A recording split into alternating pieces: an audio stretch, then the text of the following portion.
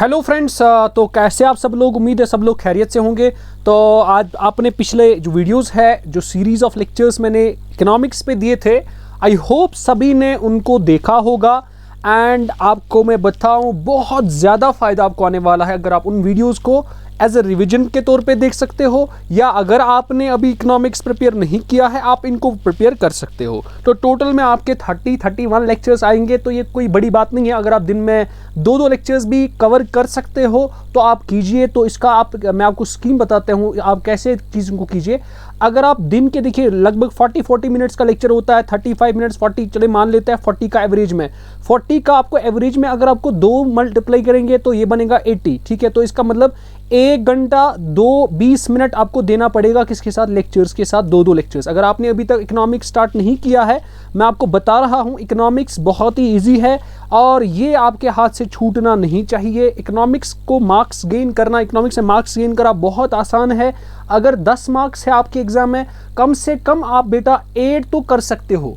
अगर आप ये वीडियो देखोगे ना, मैं आपको गारंटी देता हूँ 8 नहीं आप 9 लाओगे।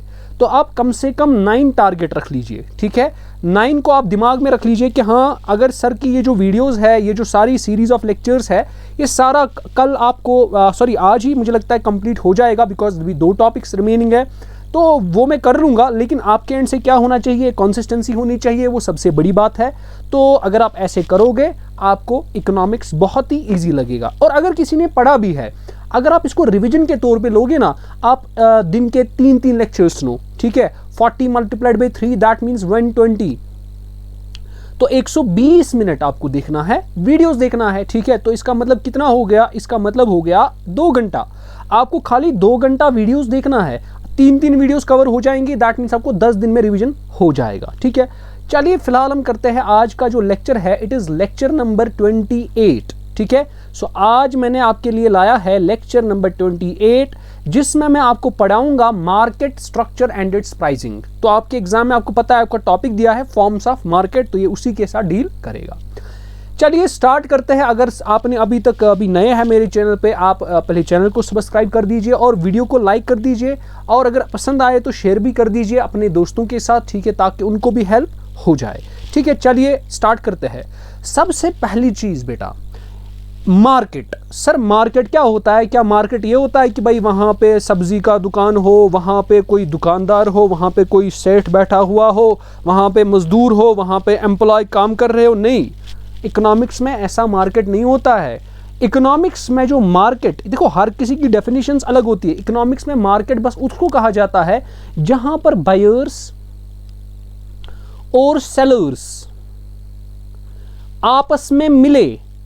जहां पर एक मार्केट इकोनॉमिक्स में उसको कहा जाता है जहां पर बायर्स और सेलर्स, यानी जिसको कोई चीज खरीदना है, ठीक है, और जो बेच रहा है, जो किसी एक जगह पर मिले। ठीक है, अब ये जगह फिजिकल भी नहीं हो सकती है, ये जरूरी नहीं है कि हमें कहीं बाजार जाना है, लाल चौक जाना है, मार्केट में नहीं। आप ये कर सकते हो किसी भी तरीके से, फोन से कर सकते हो। बस इनको बायर को सेलर के साथ आपस में जुड़ना है। अब जुड़ के क्या करना है, ताकि ये बायर इस सेलर से कुछ खरीदे और ये सेलर इसको कुछ बेचे।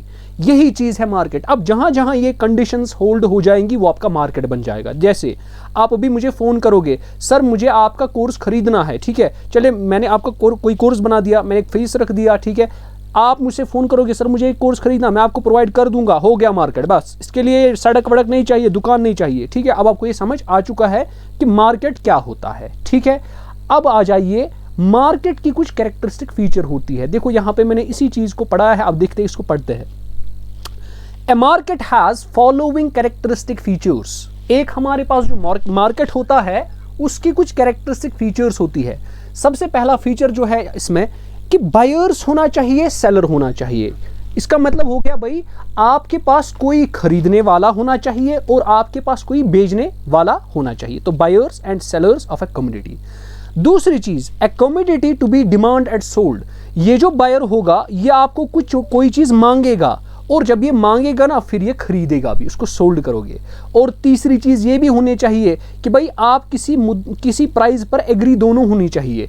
बायर भी मुत्तफिक होना चाहिए, सेलर भी मुत्तफिक होना चाहिए, ताकि बिजनेस डील हो जाए।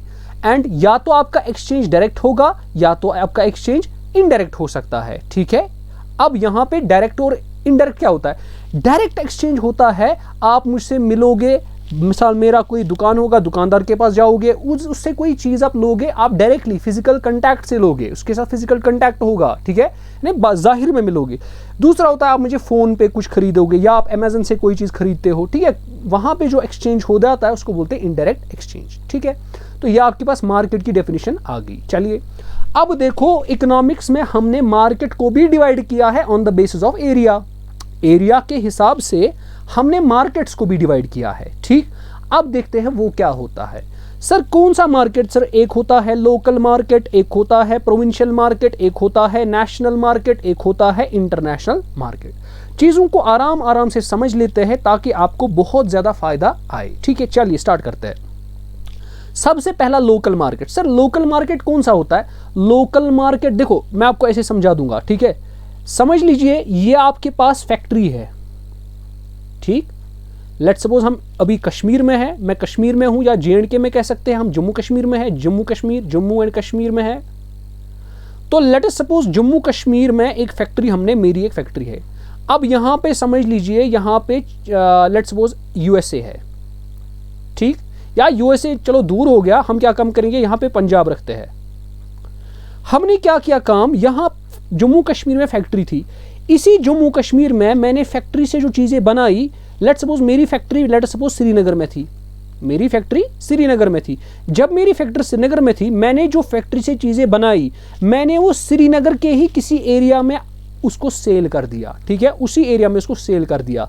तो इसका मतलब हो गया जो चीज़ें लोकल मार्केट में, इसी को बोलते हैं लोकल मार्केट, जहां आपकी फैक्ट्री है उसी के साथ जो आपका एरिया होगा, आपने उसी में अपने चीज़ों को खरीदा, ठीक है, बेचा, ठीक है, उस मार्केट को बोलते हैं लोकल मार्केट। और यूजुअली लोकल मार्केट में देखो, अकल से थोड़ा काम लो, लोकल मार्केट में कौन सी चीज़ें खरीदी मतलब बेची जाती होगी, जो पेरिशेबल हो, यानी जो ख़त्म होती है, जिसको मतलब अगर कोई चीज़ होगा, अगर जिसको यहाँ से यहाँ एक्सपोर्ट करेंगे पंजाब की तरफ, अगर वो बीच में ही ख़राब होगा तो बोलते हैं कि नहीं, इससे बेहतर है कि हम यहीं श्रीनगर में ही इसको भेजें, तो इसीलिए उनको बोलते हैं हम लोकल मार्केट, ठीक है।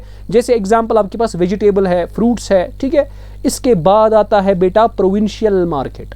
प्रोविंशियल मार्केट होता है वो वाला मार्केट जिसको आप किसी खास एरिया में महदूद रखते हो। जैसे मिसाल के तौर पर आपका न्यूज़पेपर है, आपको पता है अगर ग्रेटर कश्मीर आ जाता है, ग्रेटर कश्मीर, ये जम्मू कश्मीर से बाहर नहीं निकलेगा, यानी ये जम्मू कश्मीर के स्टेट में ही रहेगा। अब पंजाब वाला जम्मू एंड कश्मीर का न्यूज़पेपर क्यों खरीदे? तो ऐसा मार्केट जहां पे आपको कुछ रिस्ट्रिक्शंस, आपकी जो मार्केट है ना उसमें रिस्ट्रिक्शंस हो, उसको बोलते हैं प्रोविंशियल मार्केट। उसके बाद आता है नेशनल मार्केट। नेशनल मार्केट होता है जहां पर आपके सारी कंट्री की चीज़ें खरीदी जाती होगी, बेची जाती होगी, ठीक है। जैसे आपको लेट सपोज मैं आपको बताऊंगा, आपका कोई मार्केट है लेट सपोज जहां से हर कोई बंदा आप कंट्री का क्या करता है, टी खरीदता है, कॉफ़ी खरीदता है, सीमेंट खरीद देता है, ठीक है, वो आपका होता है नेशनल मार्केट, ठीक है। अगर आप दिल्ली जाएंगे वहां नेशनल मार्केट हमारा होगा, ठीक है। एक होता है इंटरनेशनल मार्केट। अगर आप अपना कारोबार करेंगे एट वर्ल्ड लेवल, जो मार्केट हमारे पास बन जाएगा वो क्या बन जाएगा, इंटरनेशनल मार्केट। जैसे एग्जांपल पेट्रोल, आपको पता है हम पेट्रोल कहां से लाते हैं, पेट्रोल हम लाते हैं यूजुअली गल्फ कंट्री से लाते हैं, ठीक है, सऊदी अरबिया से लाते हैं, वगैरह वगैरह, उन कंट्री से ज़्यादा है। और गोल्ड अगर आपको लाना होगा, हम भी वो एक्सपोर्ट्स होता है, वो हमारे पास नहीं है उतना, ठीक है, तो ये हम चीज़ें एक्सपोर्ट करते हैं। ये इसका क्या मतलब होता है, इंटरनेशनल मार्केट। अब होता है on the basis of time, ठीक है।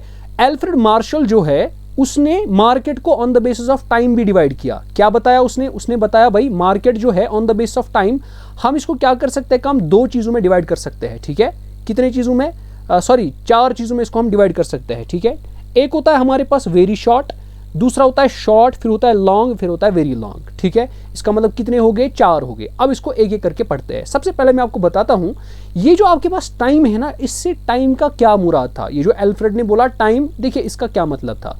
टाइम का मतलब था कि भाई नेचर ऑफ फैक्टर्स कौन कौन से होंगे, सच एज फिक्स्ड फैक्टर कौन यूज हो रहा है, वेरिएबल फैक्टर कौन सा यूज हो रहा है प्रोडक्शन प्रोसेस में, ठीक है। और जब वो कोई प्रोडक्ट सप्लाई कर रहे हैं, वो कैसे मीट करते हैं with the varying demand situation in the determination of price of the product, ठीक है, सिंपल। अब देखो क्या है, सबसे पहला है वेरी शॉर्ट पीरियड मार्केट, ठीक। अब ये जो पीरियड होती, ये जो मार्केट होता है, ये तब आकर होता है जब आपके पास कोई टाइम होता है और जिस टाइम में अपनी आप जो मतलब सप्लाई है, ठीक है, उसको आप इंक्रीज नहीं कर सकते हो, ना ही डिक्रीज कर सकते हो। जितनी आपके पास सप्लाई है बस उतनी ही रहेगी, ना ही आप इंक्रीज कर सकते हो ना ही डिक्रीज कर सकते हो। ऐसा आपका जो मार्केट होगा वो क्या बनेगा, वो बनेगा आपका वेरी शॉर्ट पीरियड। अब होता है शॉर्ट पीरियड जो होगा, जहां पर आप किसी हद तक, अगर आपको क्वांटिटी जो सप्लाई आप करोगे मार्केट में, वो अगर आपको कम करनी है या इंक्रीज करनी है, थोड़ा कह सकते हैं कि आप इंक्रीज या डिक्रीज कर सकते हो, लेकिन थोड़ा थोड़ा ज्यादा नहीं कर सकते। चलिए, इसके बाद आता है next market, long period market. Long period market वो वाला मार्केट होता है जहां पर आप सप्लाई ऑफ प्रोडक्ट्स इंक्रीज कर सकते हो, डिक्रीज कर सकते हो बहुत हद तक। इसीलिए हम कहते हैं जो लॉन्ग पीरियड मार्केट है, इसकी जो सप्लाई करू है वो इलास्टिक बहुत होती है।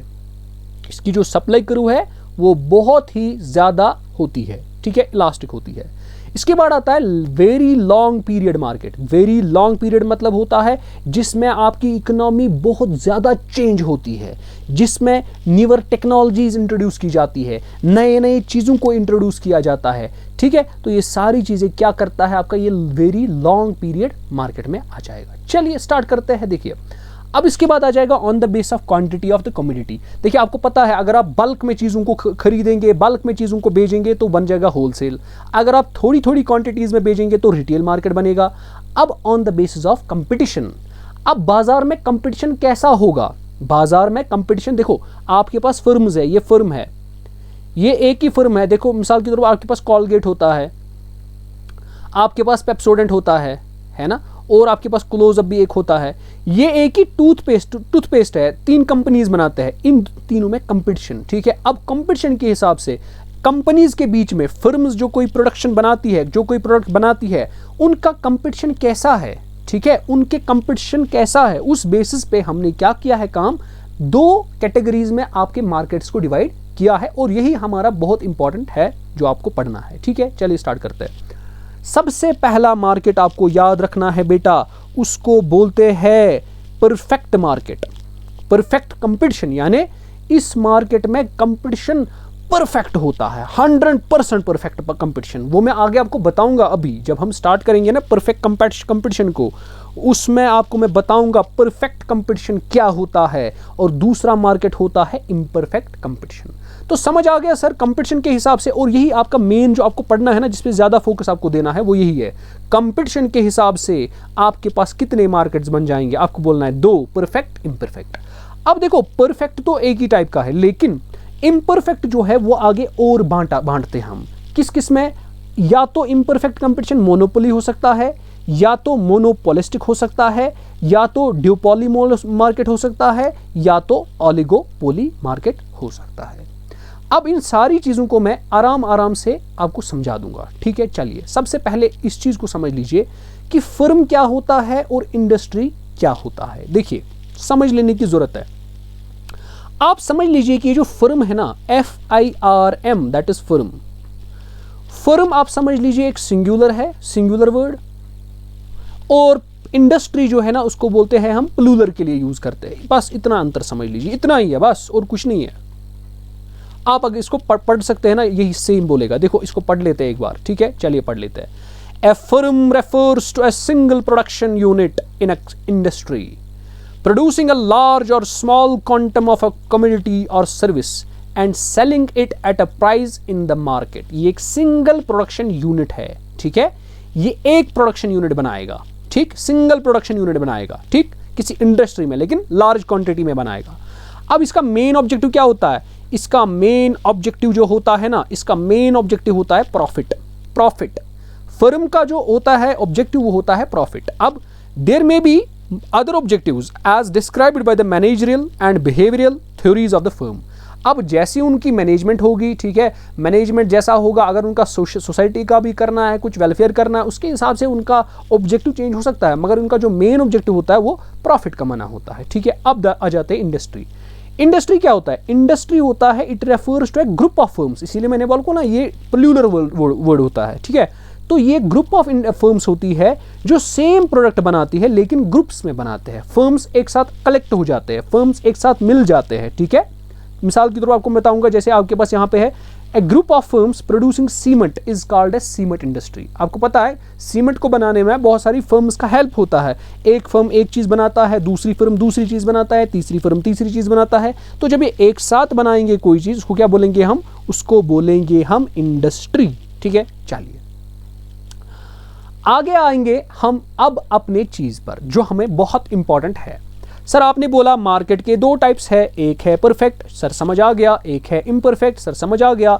सर इम्परफेक्ट के कौन कौन से टाइप है? Monopoly, monopolistic competition, bilateral monopoly, oligopoly, duopoly. ठीक है, ये सारी चीज़ें मैं आपको इसी वीडियो में, हो सकता है इसके बाद एक और वीडियो आए तो देखेंगे वीडियो कितना लंबा हो जाएगा, ज़्यादा लंबा भी नहीं करना है। तो इसका मतलब हम क्या करेंगे काम, हम इसको धीरे धीरे करके जितना हो सकेगा आराम आराम से पढ़ेंगे। ठीक है, ताकि आपको भी मैक्सिमम से मैक्सिमम फ़ायदा पहुंच सके। चलिए स्टार्ट करते हैं। स्टार्ट करने से पहले सबसे इंपॉर्टेंट चीज़ मैं यहाँ पे पढ़ाऊंगा कि भाई एक इक्विलिब्रियम कंडीशन क्या होती है फर्म के लिए। ये मान लीजिए मिसाल के तौर पर आप एक फर्म हो, आपकी एक फर्म है, आपकी फर्म कब इक्विलिब्रियम में आएगी ये मैंने आपको पिछले वीडियोस में भी पढ़ाया है, इस वीडियो में अगेन पढ़ाऊंगा।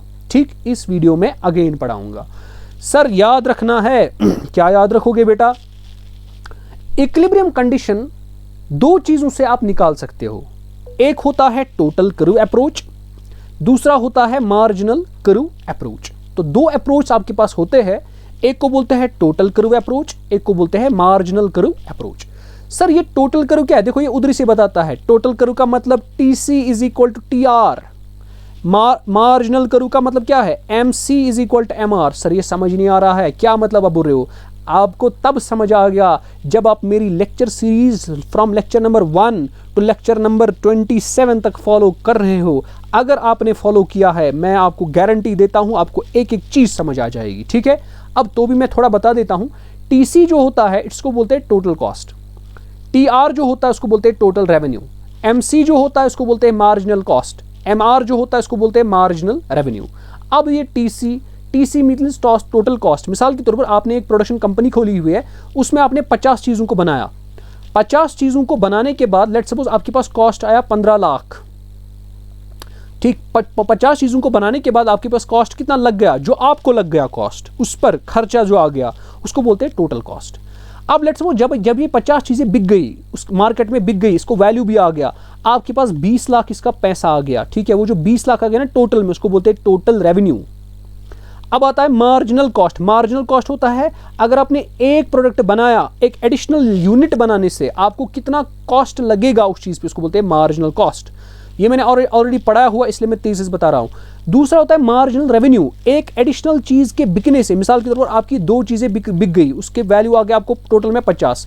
अब आपकी 3 चीज़ें बिक गई, ठीक है, 2 से 3 शिफ्ट हो गया, टोटल वैल्यू आपका आ गया, यानी टोटल रेवेन्यू बन गया आपका 70। अब जो इनमें डिफरेंस हो जाएगा ना, वही 20 आएगा, वो आएगा मार्जिनल रेवेन्यू। ठीक, चलिए आगे चलते हैं। अब देखो मैंने आपको पिछले लेक्चर में भी बोला, इस लेक्चर में भी अगेन बोलता हूँ। अगर एक देखो पहले क्या होता है, देखो ये जो आपके पास ये वाली कर्व है, इसको क्या बोलते हैं? ये वाली कर्व, इसको बोलते हैं टोटल रेवेन्यू ये। और ये जो ये वाली कर्व है, ये आपकी टोटल कर्व है, टोटल कॉस्ट कर्व है। ठीक है, पहले हम टोटल कर्व अप्रोच को पढ़ेंगे, यानी इसका मतलब होता है total cost is equal to total revenue. चलिए देखो, आपको पता है, मैंने आपको पढ़ाया है, अगर आप फैक्ट्री में क्या करोगे, पहले जब आपका आउटपुट निकलेगा, कम आउटपुट निकलेगा। मिसाल के तौर पर आपके पास पहले 0 आउटपुट था। जब आपके पास 0 आउटपुट था तो टोटल कॉस्ट क्या होगा? टोटल कॉस्ट, टोटल रेवेन्यू कुछ नहीं। जब आपने कुछ नहीं बनाया, ना ही आपको कुछ कॉस्ट लगेगा, ना ही आपका कुछ रेवेन्यू बनेगा। अब आपने धीरे धीरे एक क्वांटिटी बनाई। देखो मैंने आपको बोला है, जब आप कम क्वांटिटीज बनाते हो ना, तो उस वक्त क्या होता है, आपका ज़्यादा से ज़्यादा नुकसान ही होता है। क्यों? क्योंकि मैंने आपको बोला है, कंपनी देखो, अगर एक कंपनी है वो 10 लाख चीज़ें बनाता था, 10 लाख यूनिट्स बनाता था, लेकिन अगर वही कंपनी 1 यूनिट बनाएगा, अब 1 यूनिट के लिए उसको मशीन भी स्टार्ट करनी है, उसके लिए जो उसका फिर कॉस्ट होगा ना, वो तेल का ही खर्चा ही नहीं निकलेगा फिर लास्ट में। ठीक है, इसका मतलब होता है जितने कम क्वांटिटीज़ आप बनाओगे, आपको आप नुकसान में हो जाओगे। ठीक है, इसका मतलब होता है अगर कंपनी ने क्या किया, सबसे पहले एक प्रोडक्ट बनाया, तो एक प्रोडक्ट बनाने में देखो टोटल कॉस्ट, ये टोटल रेवेन्यू है। ठीक है, टोटल कॉस्ट देखो, ये कॉस्ट आपको खर्चा आ रहा है, ये खर्चे की लाइन है, लेकिन टोटल जो कॉस्ट है ना वो कम है। ठीक है, सॉरी टोटल रेवेन्यू, ये टोटल रेवेन्यू है, ये टोटल कॉस्ट है, तो कॉस्ट ऊपर है, रेवेन्यू नीचे है, इसका मतलब कॉस्ट ज़्यादा, खर्चा आपको ज़्यादा लग रहा है, रेवेन्यू कम। तो पहले पहले होता है ये, पहले पहले क्या होता है, टोटल कॉस्ट आता है ज़्यादा और टोटल रेवेन्यू आता है कम। मगर जब आप धीरे धीरे धीरे धीरे अपने यूनिट्स ऑफ प्रोडक्शन बढ़ाते हो, ज़्यादा ज़्यादा प्रोड्यूस करने लगते हो, तो फिर क्या होता है, एकदम से टोटल कॉस्ट, टोटल रेवेन्यू जो है वो ऊपर आता है एंड टोटल कॉस्ट जो है ना वो नीचे आ जाता है, यानी वो कम हो जाता है। ठीक है, तो धीरे धीरे करके इस फेज़ में, अगर मैं इस फेज़ की बात करूं, इस फेज़ में आपका जो टोटल कॉस्ट है वो ज़्यादा है टोटल रेवेन्यू से। मगर इसके इधर वाले तक, इस पोर्शन से इस पोर्शन तक आप देखो, जो सारा ये कर्व है, ये क्या टोटल रेवेन्यू है, नीचे क्या है टोटल कॉस्ट। इस सारे चीज़ में टोटल कॉस्ट जो है वो ग्रेटर देन टोटल रेवेन्यू है। दैट मीन जितना आपको कॉस्ट लग रहा है, सॉरी ये टोटल रेवेन्यू है, इस रीजन में टोटल रेवेन्यू जो है वो ग्रेटर देन टोटल कॉस्ट है। इसका मतलब क्या होता है, जितना आपको कॉस्ट टोटल में लग गया यूनिट्स ऑफ प्रोडक्शन को बनाने में, उससे ज़्यादा आपको रेवेन्यू जनरेट हो रहा है। दैट मीन्स यहाँ से यहाँ तक आपकी फर्म जो है वो प्रॉफिट में आ रही है।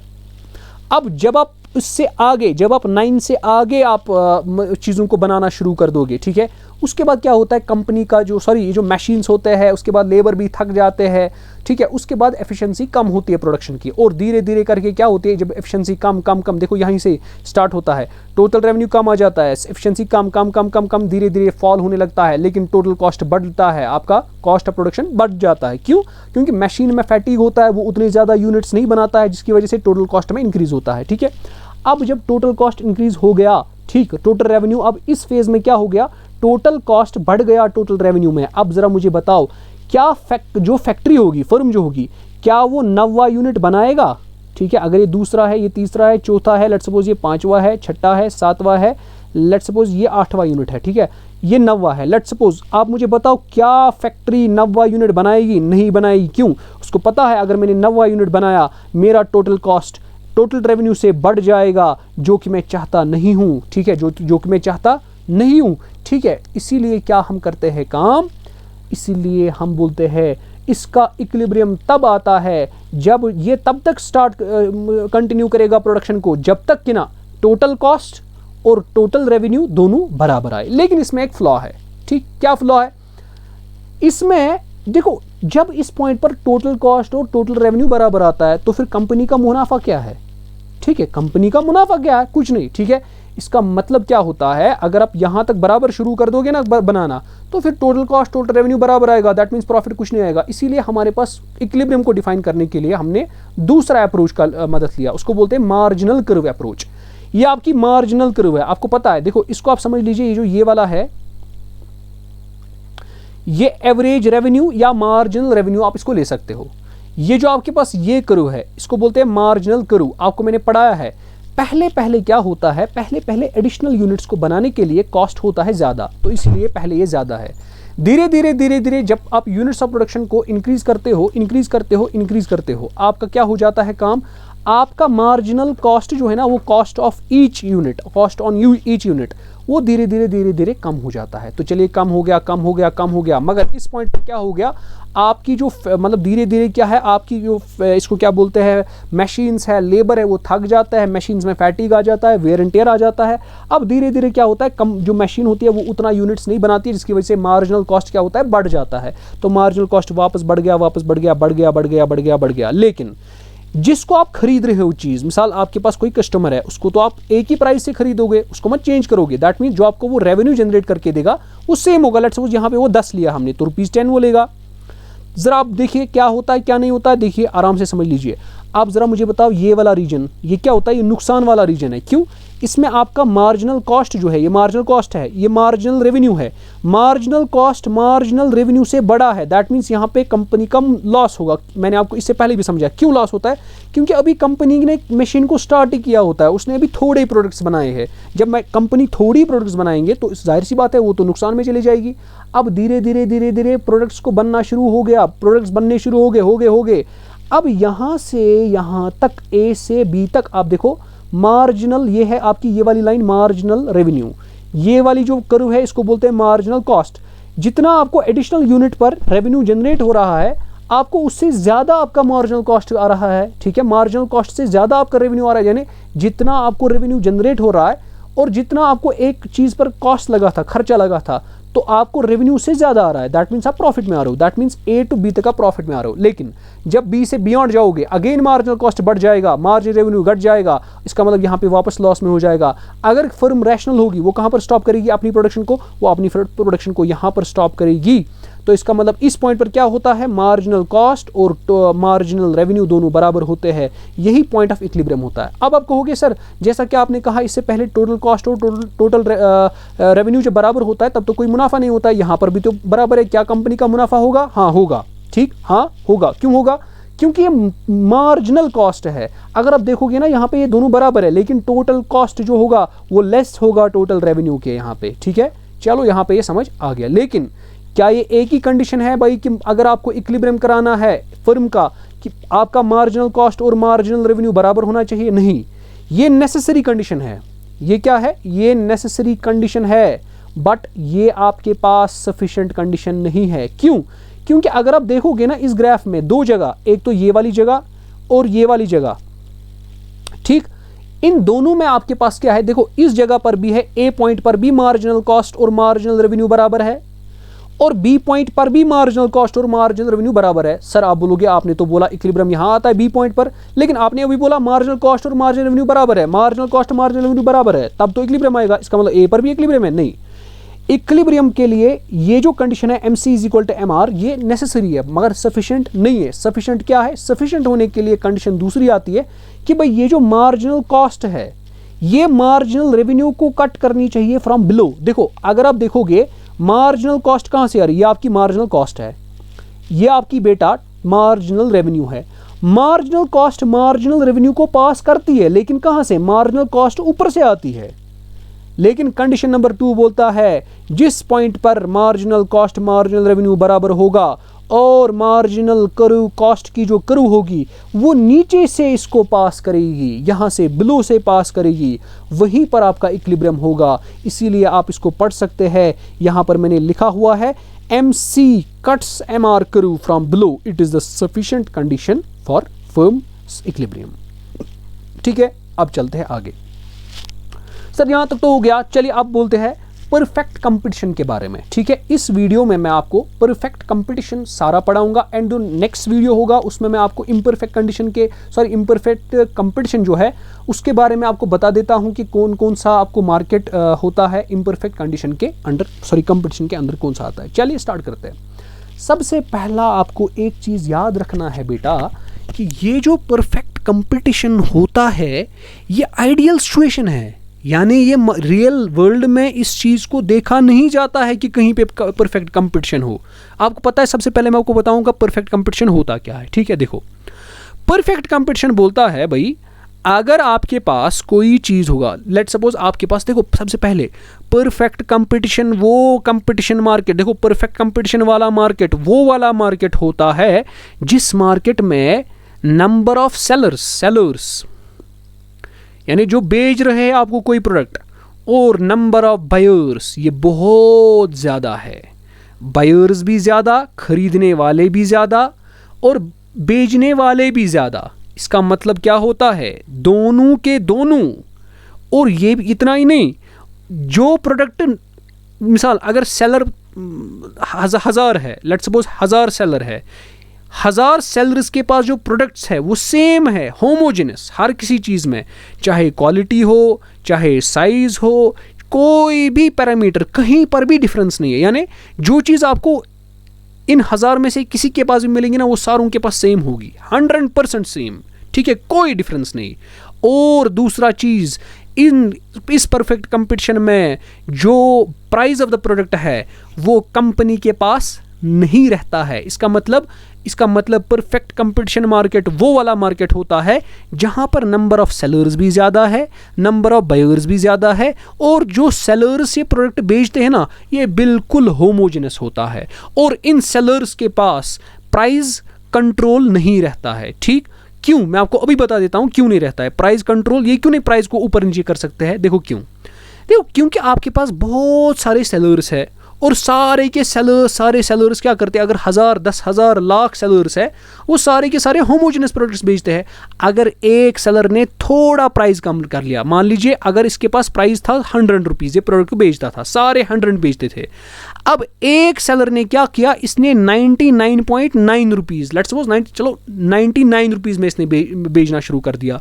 अब बताओ सारे के सारे जो जाएंगे ना, वो किसके पास जाएंगे, वो जाएंगे बाकी जो 999 सेलर्स है, वो इसके पास नहीं जाएंगे। इसका मतलब हो गया, अगर इसने थोड़ा डिक्रीज किया प्राइस को या थोड़ा इंक्रीज किया प्राइस को, ठीक है, थोड़ा इंक्रीज थोड़ा डिक्रीज, उसकी वजह से इसकी जो डिमांड कर्व है, डिमांड पर इनफाइनाइटली चेंज हो जाएगा। दैट मीन्स अगर इसने थोड़ा इंक्रीज किया ना प्राइस को, इसके पास जो डिमांड है ना प्रोडक्ट्स की, वो बिल्कुल ज़ीरो बन जाएगी, वो बिल्कुल ज़ीरो बन जाएगी।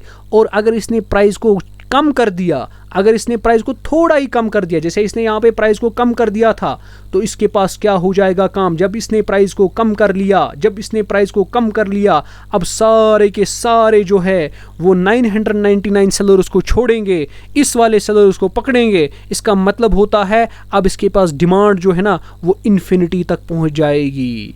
और इसीलिए अब सर मुझे बताओ, ये आइडियल क्यों है, बाजार में ये क्यों नहीं होता है? क्यों?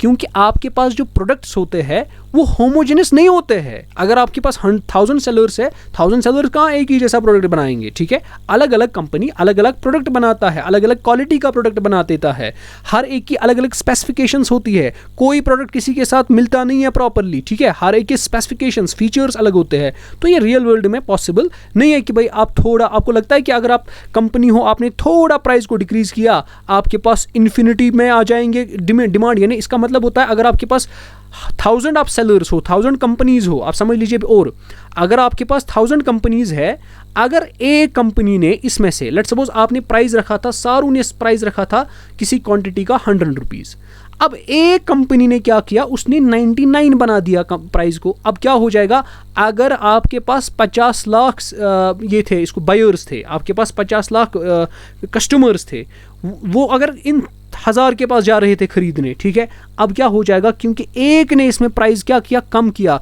अब ये 50 के 50 हज़ारों ये सारे इसी एक के पास जाएंगे, जो बाकी 999 है ना लोग, उनके पास कोई कस्टमर नहीं आएगा। ऐसा होता है क्या? ये रियल वर्ल्ड में मतलब नहीं दिखाई देता है हमें, ठीक है। चलिए, इसके बाद हमारे पास इसके कुछ फीचर्स आते हैं, ठीक है, क्या फीचर्स है, अब इसको फीचर्स को पढ़ते हैं, ठीक। चलिए, और एक चीज़ याद रखना है बेटा, अकॉर्डिंग टू जॉन रॉबिन्सन, ये मैंने आपको पढ़ाया, अब इसको पढ़ लेते हैं, ठीक है, मैंने समझा आपको। परफेक्ट कंपटीशन प्रिवेल्स, ये कब होता है परफेक्ट कंपटीशन, बताता है जब when the demand for the output of each producer is perfectly elastic. Sir ये क्या होता है परफेक्ट इलास्टिक? यही होता है परफेक्ट इलास्टिक। अगर आपको याद होगा ना, मैंने इलास्टिसिटी ऑफ डिमांड पढ़ाया था, अगर आपको याद है, सर ये क्या होता है ये परफेक्ट इलास्टिक, याद पड़ा वो लेक्चर जब मैंने डिमांड एनालिसिस पढ़ाया था, फिर मैंने डिमांड इलास्टिसिटी ऑफ डिमांड पढ़ाया था, याद पड़ा वो लेक्चर्स, अगर नहीं देखे हैं ना वो पहले आप देखो, तो उसमें मैंने पढ़ाया था एक होता है परफेक्टली इलास्टिक डिमांड, जिस डिमांड में coefficient of elasticity of demand is equal to infinity, उसमें जो ये लाइन होती थी वो पैरेलल होती थी, ठीक है। इसका मतलब क्या होता है, इसका मतलब मैं आपको समझा देता हूं, इसका मतलब यही होता है, अगर आप थोड़ा ही प्राइस को डिक्रीज करोगे, आपके पास डिमांड इन्फिनिटी बन जाएगी। अगर आपने थोड़ा ही प्राइस को इंक्रीज किया, थोड़ा जस्ट प्राइस आपने इंक्रीज किया, आपके पास डिमांड जीरो, अब आपके पास कोई कस्टमर नहीं आएगा, ठीक। इसको बोलते हैं परफेक्टली इलास्टिक कंडीशन। अब इसमें आपको फीचर्स मैंने आपको बता दिया, अब और पढ़ लेते हैं फीचर्स के बारे में, क्या क्या फीचर्स है क्या नहीं है। परफेक्ट कंपटीशन में आपके पास बायर्स भी ज़्यादा होते हैं, आपके पास सेलर्स भी ज़्यादा होते हैं, ठीक। और इसका मतलब क्या होता है, इसका मतलब ये होता है कि भाई ये जो आपके पास, अच्छा, ना ही बायर्स के पास ये इसको क्या बोलते हैं, ये आप ना ही बायर्स के पास ये पावर होता है कि वो प्राइस को डिसाइड कर सके। यानी वो बोलेंगे कि चलो इसका ये करेंगे, मिसाल के तौर पर किसी का बॉयकॉट करेंगे, ठीक है, उसकी वजह से आपको प्राइस कम होगा, नहीं। आप क्या करते हो, ना ही बायर्स के पास ये पावर होता है कि वो किसी कमोडिटी का प्राइस डिसाइड कर सके, ना ही सेलर के पास कोई ये होता है कि वो क्या कर सके, प्राइस को फिक्स कर सके। जो मार्केट सप्लाई और डिमांड जैसे वर्क करेगी, जैसी सप्लाई वैसे डिमांड, उसी रूल के बेसिस पे प्राइजेस डिटरमाइन होते हैं। ठीक है, चलिए यहाँ पे आप पढ़ भी सकते हैं मैंने क्या बोला है। A large number of buyers implies that each individual buyer buys a very small quantum of product, है ना। जब बायर्स बहुत है, हजारों में, लाखों में, करोड़ों में बायर्स है, जब बायर्स बहुत है तो हम मान के चलते हैं कि भाई थोड़ा ही सब ने थोड़ा पोर्शन, मिसाल एक ने दिया था 0.00001% ही लिया होगा सब ने, ठीक है, इतना शेयर सब ने लिया होगा। जब इतना छोटा चीज़ उन्होंने लिया ना, अब उसके छोड़ने से या उसके इसको अगर ये क्वांटिटी कम्युनिटी यूज़ करता है, इसके यूज़ करने से या इसके छोड़ने से कोई असर नहीं पड़ने वाला प्राइस पर, क्योंकि ये छोटी क्वांटिटी है। इसी तरीके से सप्लायर भी बहुत ज़्यादा है। जब सप्लायर बहुत ज़्यादा है, अब किसी सप्लायर का प्राइस चेंज करना या डिक्रीज़ करना, ठीक है, सप्लायर्स बहुत है, ठीक है, ये पढ़ लेते हैं यहाँ पे, सप्लायर्स भी इसी तरीके से बहुत है। तो जो शेयर वो प्रोडक्ट में बनाते हैं वो क्या होता है, वो छोटा ही होता है, इसका मतलब 0.00001% होता है। तो अगर वो क्या करना हो सकता है, अगर वो ये करेगा कि भाई मैं क्या काम करूँगा, मैं प्राइजेस को फिक्स करने की कोशिश करूँगा, लेट्स सपोज प्राइजेस को बढ़ा लेते हैं, लेकिन उसका थोड़ा ही पोर्शन जाता है मार्केट में, वो कैसे कर सकता है ऐसा, ठीक है। तो इसका मतलब सेलर प्राइस टेकर होता है मगर प्राइस मेकर नहीं होता। इसी तरीके से जो बायर होता है वो प्राइस टेकर होता है मगर प्राइस मेकर, तो प्राइस कौन डिसाइड करता है, वो करता है सप्लाई और डिमांड, ठीक है। उसके बाद होमोजेनस प्रोडक्ट और यूनिफॉर्म प्राइस। इस परफेक्ट कंपटीशन में जो प्रोडक्ट्स होते हैं वो बिल्कुल होमोजेनस होते हैं, यानी हर किसी चीज़ में, साइज में भी, शेप में भी, कलर में भी, क्वालिटी में भी, ठीक। यानी अगर आपके पास एक ये प्रोडक्ट है, ये दूसरा प्रोडक्ट है, they are perfect substitutes of each other, लेकिन ये रियल वर्ल्ड में पॉसिबल नहीं है। जैसे आपके पास कॉलगेट है, टूथपेस्ट है, टूथपेस्ट कॉलगेट भी बनाता है, पेप्सोडेंट भी बनाता है और क्लोजअप भी बनाता है, जो बनाता है, तो वो सारी चीज़ें जो है क्या वो सब्स्टिट्यूटेबल हो सकती है, नहीं हो सकती है, ठीक है।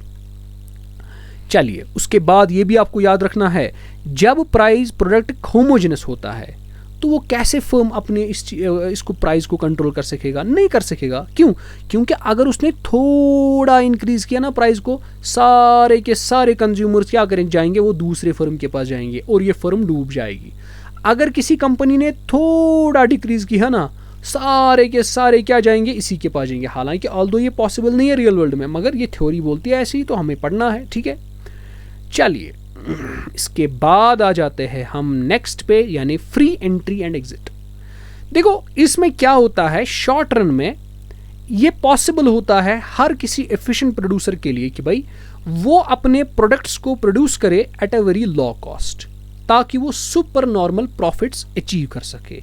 मगर याद रखना है बेटा, शॉर्ट रन के लिए परफेक्ट कंपटीशन में, शॉर्ट रन के लिए परफेक्ट कंपटीशन में आपका जो प्रॉफिट्स होते हैं वो सुपर नॉर्मल प्रॉफिट्स बन सकता है एक फर्म को। बट अगर आप वही लॉन्ग रन के लिए करोगे, लॉन्ग रन के लिए सुपर नॉर्मल प्रॉफिट्स नहीं हो सकते हैं, खाली नॉर्मल प्रॉफिट्स बन सकते हैं, ठीक है, खाली नॉर्मल प्रॉफिट्स बन सकते हैं। अब यहां पे इसका मतलब क्या है कि फ्री एंट्री, देखो अब जब ये शॉर्ट रन के लिए इतना सारा प्रॉफिट बन सकता है, इससे क्या होता है, जो नई फर्म्स है ना, उनको अच्छा लगता है, अच्छा इसमें इतना पैसा है, इतना प्रॉफिट है, चलो हम भी आ जाते हैं। इसीलिए इसमें क्या है, फ्री एंट्री एंड एग्जिट। जब कोई नई फर्म आना चाहती है मार्केट में, वो भी बनाना चाहती है कोई प्रोडक्ट को, तो वो आ सकती है, कोई मसला नहीं, ठीक है। तो अगर कोई कंपनी, ठीक है, कल को डूब जाती है, लेट्स सपोज कोई इनएफिशिएंट प्रोड्यूसर था, उसने एफिशिएंसी नहीं दिखाई अपनी प्रोडक्टिविटी में, ठीक है, तो वो क्या काम करेगा, अगर उसको लॉस हो गया कल को, उन चीज़ों को देख के वो क्या काम कर सकता है, उसकी सप्लाई जो है ना वो डिक्रीज हो जाएगी, ठीक है, और उसके प्राइजेस जो है वो बढ़ जाएंगे। अल्टीमेटली क्या हो जाएगा, वो निकल जाएगा मार्केट से, वो उससे निकल सकता है, ठीक है। चलिए उसके बाद एब्सेंस ऑफ ट्रांसपोर्ट कॉस्ट। इस परफेक्ट कंपटीशन में माना जाता है कि भाई जो भी आपको कॉस्ट होगा, ट्रांसपोर्ट कॉस्ट, इसमें ट्रांसपोर्ट का कोई खर्चा नहीं होगा। क्यों? क्योंकि अगर मान ले, देखो यहाँ पे इंटरेस्टिंग है, अगर आप कस्टमर को देखो सारे के सारे 100 रुपीज़ में ही देते हैं आपको प्रोडक्ट, अब जब आप उसको ट्रांसपोर्ट कॉस्ट भी लगाओगे, लेट्स सपोज कोई अलग से आपका ट्रांसपोर्ट कॉस्ट लगाएगा, कोई आपको 20 रुपये लगाएगा, कोई आपको 30 रुपये लगाएगा, ठीक है। जब आप इसमें ट्रांसपोर्ट कॉस्ट भी लगाओगे उसकी वजह से फिर प्राइजेस में डिफरेंस आ जाएंगी, ठीक है। लेकिन मैंने आपको पहले ही बोला, हर कोई यहाँ पे जो कंपनी है वो सारी की सारी कंपनीज होमोजेनस प्रोडक्ट्स बेचती है। इसका मतलब अगर उसने थोड़ा इंक्रीज किया ना प्राइस को, गड़बड़ हो सकती है। इसका मतलब यहाँ पे ट्रांसपोर्ट कॉस्ट कुछ नहीं रखा जाता है, ठीक। चलिए, perfect mobility of factors of production, इसका मतलब ये होता है कि भाई जो आपके पास फैक्टर्स ऑफ प्रोडक्शन होते हैं ना, वो परफेक्टली मोबाइल होते हैं, ठीक। वो क्या होते हैं? Perfectly mobile. इसका मतलब ये होता है कि भाई आप अपने फैक्टर्स ऑफ प्रोडक्शन को कंप्लीट परफेक्ट फ्रीडम दे सकते हो कि भाई वो एक जगह से दूसरी जगह तक जा सके और ऑक्यूपेशन कर सके, ठीक। चलिए आगे।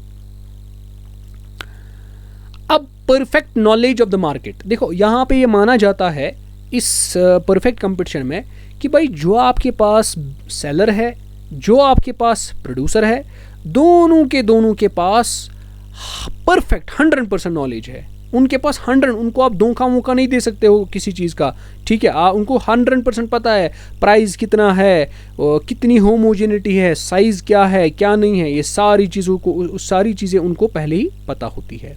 और इस कंपटीशन में गवर्नमेंट का कोई इंटरवेंशन नहीं होता, गवर्नमेंट नहीं इसमें करती है कोई चीज़, ठीक है। अब इसमें कुछ इंपॉर्टेंट कंक्लूजन्स देखो।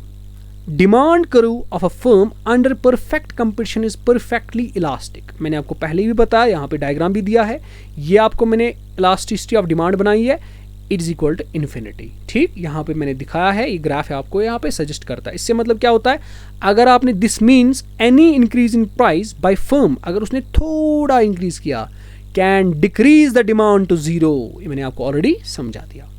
अब देखो बेटा, a firm under perfect competition is a price taker, ये भी समझाया, नॉट ए प्राइस मेकर। ये प्राइस मेकर नहीं हो सकती है, ये प्राइस को बना नहीं सकती है। हाँ, प्राइस जो बनेगा खुद से ही, सप्लाई एंड डिमांड से बनेगा, वो ही लेगा, एक्सेप्ट करेगा। A firm under perfect competition earns only normal profits in the long run, ये भी मैंने आपको बताया। एक फर्म अगर परफेक्ट कंपटीशन में है, वो लॉन्ग रन में, इसका मतलब ये चीज़ें पूछी जा सकती है। देखो ये चीज़ें आपको डायरेक्टली याद रखने हैं। क्या याद रखने हैं आपको वो बताता हूँ, ठीक है। अगर एक परफेक्ट कंपटीशन में फर्म है ना, अगर वो लॉन्ग रन में काम करेगी, लॉन्ग रन में, तो वो खाली नॉर्मल प्रॉफिट्स कमा सकती है। क्या कमा सकती है? Normal profits. लेकिन अगर वो शॉर्ट रन में काम करेगी, वो एक्स्ट्रा नॉर्मल यानी ज़्यादा प्रॉफिट्स कमा सकती है। तो इसका मतलब याद रखा, शॉर्ट रन के लिए एक्स्ट्रा नॉर्मल प्रॉफिट्स और लॉन्ग रन के लिए खाली नॉर्मल प्रॉफिट्स ही हो सकते हैं, ठीक है। चलिए, इसके बाद अच्छा, यहां तक हमारा क्या था, ये हमारा परफेक्ट कंपटीशन था। आई होप आपने चीज़ों को समझा होगा। तो जो चीज़ें मैंने आपको बताई होंगी उनको आप नोट भी कर रहे हो, ठीक है। अगर आपने ऑलरेडी पढ़ा हुआ है, आपको रिवाइज भी हो रहा होगा। तो इंशाल्लाह अगले वीडियो में हम इम्परफेक्ट कंपटीशन को पढ़ेंगे और उसको हम इंशाल्लाह कोशिश करेंगे कि हम उसको कंप्लीट भी करें। तो आई होप आपने वीडियो को एंजॉय किया होगा, ठीक है। अब हम मिलते हैं इंशाल्लाह अगले वीडियो में। आपको इम्परफेक्ट कंपटीशन के सारे types, monopoly, monopolistic competition, duopoly, oligopoly, ये सारी की सारी चीज़ें जो है ये मैं आपको अगले वीडियो में पढ़ाऊंगा। अभी का वीडियो यहाँ पे स्टॉप करते हैं। अगर आपको वीडियो पसंद आया, आप लाइक कीजिए वीडियो को, शेयर कीजिए वीडियो को और अपने फ्रेंड्स से भी शेयर करना ताकि वो भी प्रिपेयर कर सके। हम मिलते हैं अगले वीडियो में, तब तक के लिए अल्लाह हाफिज़।